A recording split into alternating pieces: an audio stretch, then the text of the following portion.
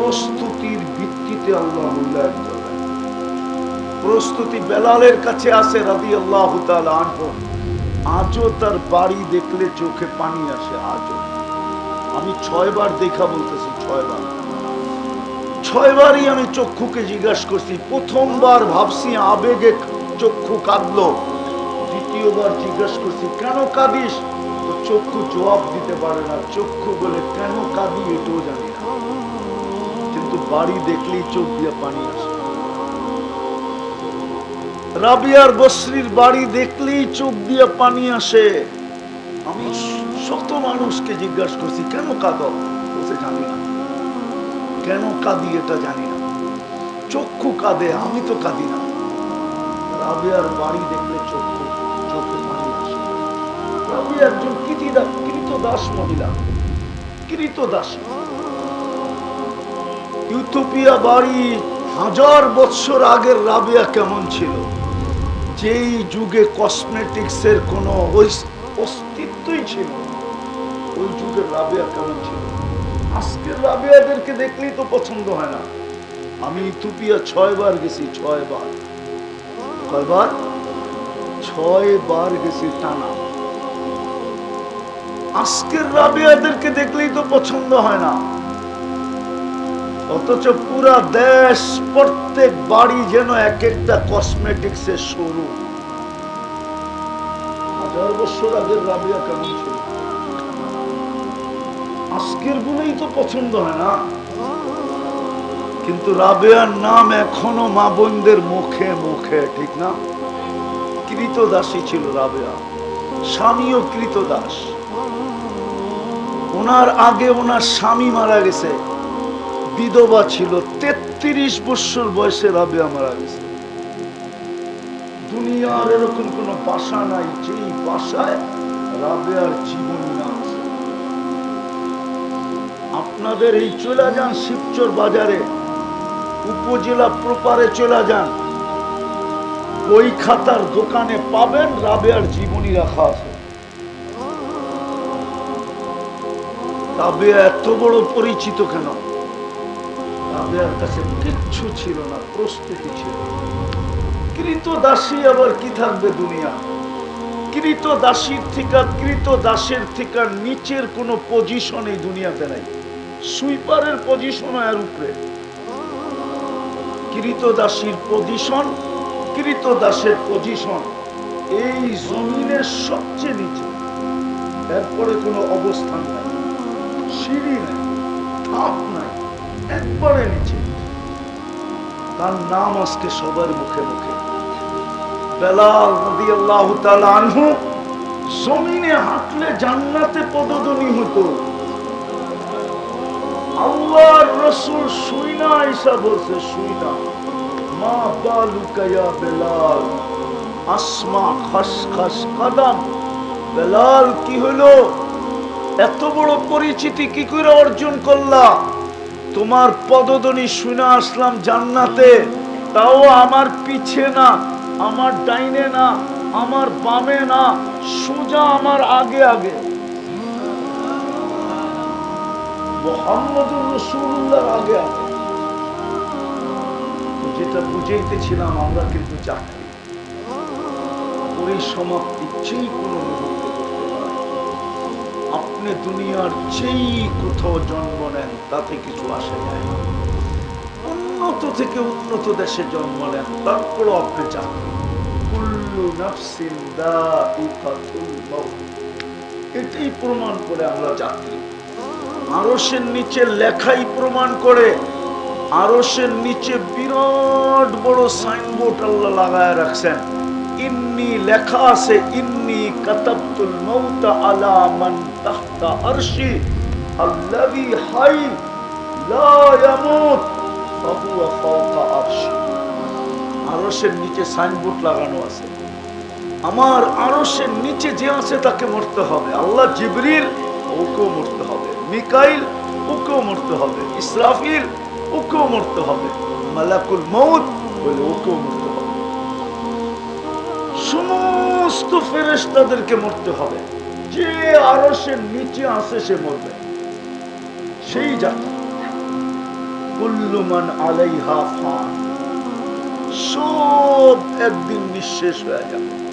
ওয়ায়াবকা ওয়াজহু রাব্বিকা যুল জালালি ওয়াল ইকরাম, আল্লাহ চিরঞ্জীব, চিরদিন ছিলেন, চিরদিন থাকবেন। কিন্তু আমার প্রশ্ন হলো আপনাদের কাছে, প্রস্তুতি কত? আল্লাহ তো শুধু প্রস্তুতি দেখবে, প্রস্তুতির ভিত্তিতে মূল্যায়ন করবে। আমি দুটা দেখাইলাম, আরো 200 দেখানো যায়। হায় হায় হায়। এখনো যুবকদেরকে বলতেছি, এখনো আরব, এখনো ইন্ডিয়ান ওশান, ভারত মহাসাগর এখনো কবরে চুমা খায়। চুমা, যুবক 13 বছরের ছেলের কবরে চুমা খায়। আমি চোখে দেখা এসা বলতেছি, চোখে। ওটা হলো কমরু আইল্যান্ড, আমি ওই আইল্যান্ডে সফর করছি। আর ইংলিশে বলে কমরুস, যায়া সার্চ দিও দেখবা কমরুস চলে আসবে। যার অপোজিটে হলো তানজানিয়া, যার এক সাইডে হলো মাদাগাস্কার, যার আরেক সাইডে হলো মায়ুট, যার আরেক সাইডে হলো রিউনিয়ন। সমুদ্রের মধ্যখানে 14 বছরের ছেলের কবরে চুমা খায় ইন্ডিয়ান ওশান। ভারত মহাসাগর যার কবরে চুমা খায়, চুমা বৎসরে একবার খায়। আমি চোখে দেখা এসে বলতেছি। আমি এখানে সফর করার পরে ওই কবর দেখতে গেছিলাম।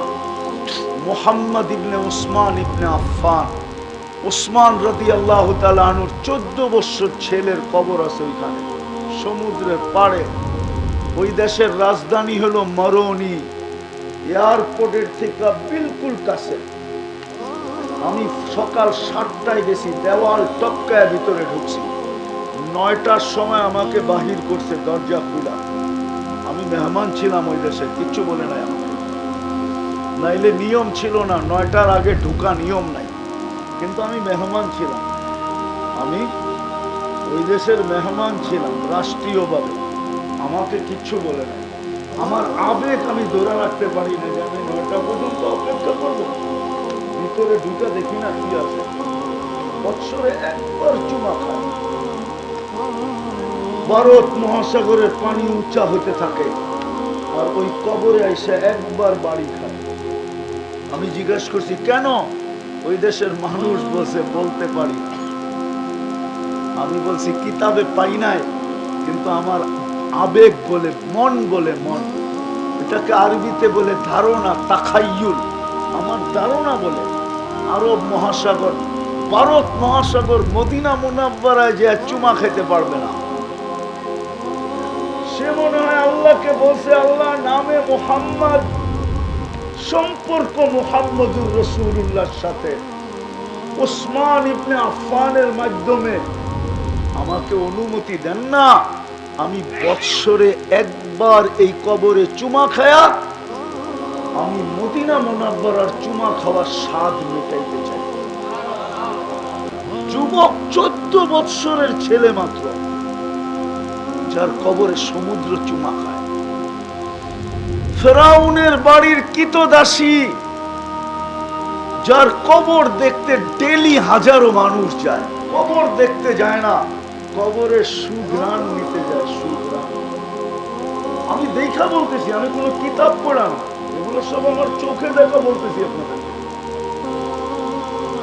হাজারো মানুষ যায় ফেরাউনের বাড়ির কৃতদাসী। বলেন ফেরাউন বুজুর্গ ছিল না?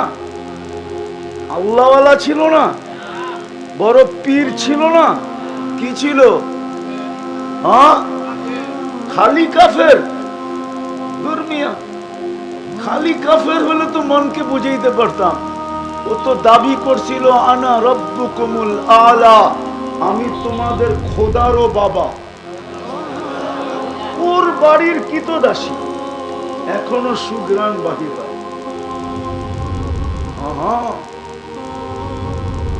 এখনো সুঘ্রাণ বাহির হয়। হাজারো মানুষ যায় ডেলি শুধু সুঘ্রাণ নাকে লাগানোর জন্য। আমি জায়গা চিনি, ওই কবর চিনি আমি। জর্ডান আর মিশরের বর্ডারে ওই কবর। আল্লাহর রাসূল মেরাজের রাত্রে যেতেছিলেন ওই কবরের পাশে, সুগ্রানে দাঁড়ায় গেছিলেন। জিবরিল আলাইহিস সালাম বলতেছিলেন, কেন দাঁড়ানো আপনি, চলেন, সফর বড় লম্বা, এক রাত্রে পরিসমাপ্তি ঘটাইতে হবে। তো বলছিল, জিবরিল আজিদু রিহা জান্নাহ হাউনা, এই কবরের গ্রহণ আগে যেতে দেয় না। কাহিনী কি? তো পুরা কাহিনী এখানে দাঁড়ায় শুনেছে। ফিরআউনের বাড়ির কৃতদাসী নাম ছিল মাস্তা, ওর কবর থেকে এখনো সুগ্রাণ বাহির হয়। প্রস্তুতির ভিত্তিতে আল্লাহ আমাদেরকে মূল্যায়ন করবেন, দাম দিবেন, দাম, ভ্যালু দিবেন, ভ্যালু, ইজ্জত দিবেন, সম্মান দিবেন। শুধু এইখানেই শেষ না যুবক, সর্বশেষ নিজের মেহমান খানা জান্নাত দিয়ে। জানি না বুঝবে কি বুঝবে না, বুঝবেন বলবো? হ্যাঁ, যদি ঝুমঝুমে বৃষ্টি হয় আর শ্বশুর বাড়ি যদি টিনের হয়, তো ওই বাড়িতে বেড়াইতে মজা ভিন্ন, ঠিক না? মনে হয় বোঝেন টোঝেন না কিছু।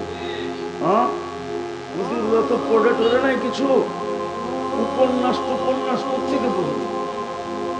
এটা গ্রামের প্রবাদ বাক্য ছিল। কেননা নতুন যদি জামাই হয় আর শ্বশুর বাড়ি যদি টিনের হয় আর ঝুমঝুমে যদি বৃষ্টি হয়, তাহলে টিনের ঘরে একটা আওয়াজ হইতে থাকে, ঠিক না? হ্যাঁ, নতুন জামাই কোনো চিন্তা নাই, ঠিক না? বেশি বাঙ্গল যাব না, লাউড স্পিকার আবার বাইরেও আছে, ঠিক না? হ্যাঁ, না নাস্তার চিন্তা, কি কয় মনে হয় বুঝি নেই, নাস্তার চিন্তা আছে। হ্যাঁ, দুপুরের খাওয়া, রাত্রের খাওয়া, আর বাকি খাওয়া তো বাদেই দিলাম, ঠিক না? কোনো চিন্তা নাই।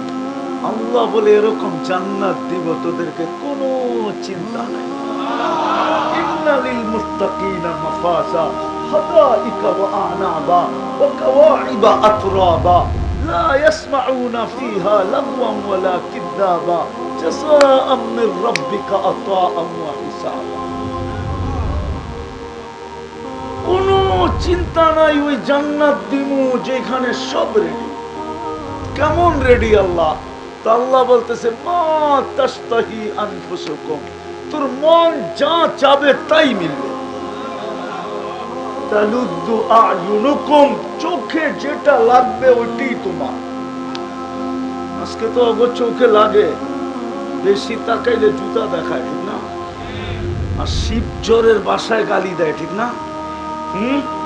কি কয় না, মনে হয় বুঝে না। বাংলা বোঝো? সারা দিনে ওগো চোখে লাগে, দেখি তো ওরা তো আর এই এলাকায় থাকে না, সারাদিন যে ওই পদ্মার ওদিকে যায় দাঁড়ায় থাকে, ঠিক না? সারা দুনিয়া যাইতেছে আইতেছে, খালি চোখে লাগাইতেছে, ঠিক না? কি রাগ হয়ে গেল নাকি? দেখি তো, আমরাও তো যাই ডেলি, মাসে তো 2-1 বার যাওয়া হয়, খবরে তো দেখি এই পাশো ওই পাশো, যেই হোটেল হইতেছে এখন, ঠিক না? খালি চোখে লাগে, কিন্তু বেশি তাকাইলে কি করে জুতা দেখায়, জুতা একবারে সাইজ, ঠিক না? কি এই 14 তারিখে তো ফুল দিয়েও কাম হইল না, চেহারা তো কয়। হোটেলে নিয়ে খাওয়াইছে তাও কামায় নাই, পার্সেলও দিছে তাও কামায় নাই, ঠিক না? পারে নাই কলিজা বুনা করে দিতে। সবগুলা শেখ খাওয়া, একটার চেহারা কয় না যে শেখ খায় না। জান্নাতে যেটা চোখে লাগবে ওটা তোমার।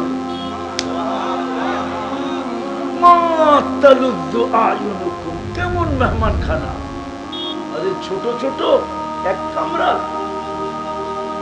হায় রাজত্ব রূপে মেহমান খানা, রাজত্ব রূপে, মুলকান কাবীরা।